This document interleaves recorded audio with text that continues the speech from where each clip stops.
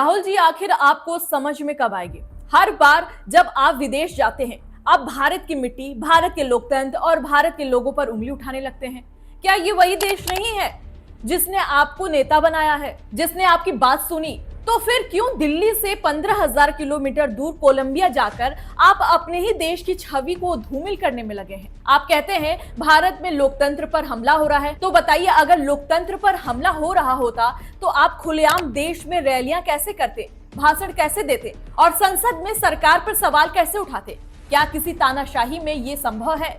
नहीं राहुल जी, ये लोकतंत्र ही है जो आपको यह मंच देता है और आप उसी मंच पर खड़े होकर उसी को कमजोर बताते। आपने कहा कि बीजेपी और आरएसएस की विचारधारा में कायरता है, तो जरा बताइए, कौन था जो 2013 तक चीन के साथ हाथ में हाथ डालो का नारा लगाया था? कौन था जिसने गलवान की घटना के बाद चीन के खिलाफ एक शब्द तक नहीं कहा था? और अब जब भारत सीमा पर डटकर खड़ा है, सेना चीन को आंख में आंख डालकर जवाब दे रही है, तब आप कह रहे हैं कि भारत कायर है।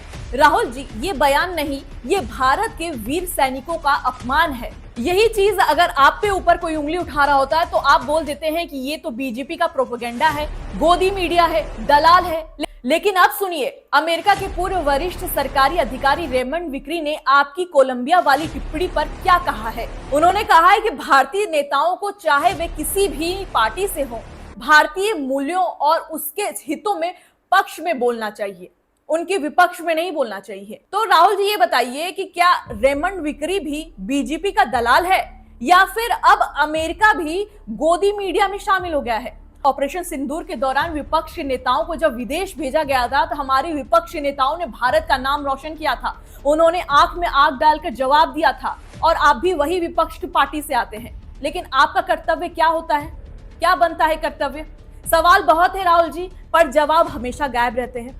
आप कहते हैं लोकतंत्र खतरे में है, लेकिन असल में खतरा उस सोच से है जो भारत के मंच पर नहीं बल्कि विदेश की जमीन पर देश की आलोचना करती है। राहुल जी, राजनीति भारत में करिए, लेकिन भारत को विदेश में कमजोर मत दिखाइए, क्योंकि आप विपक्ष के नेता हैं, पर सबसे पहले आप भारत के नागरिक हैं। भारत की गरिमा किसी भी राजनीतिक विचार से ऊपर है और आज देश को ऐसे नेताओं की जरूरत है जो भारत की आवाज बने, ना कि विरोधियों की गूंज बने।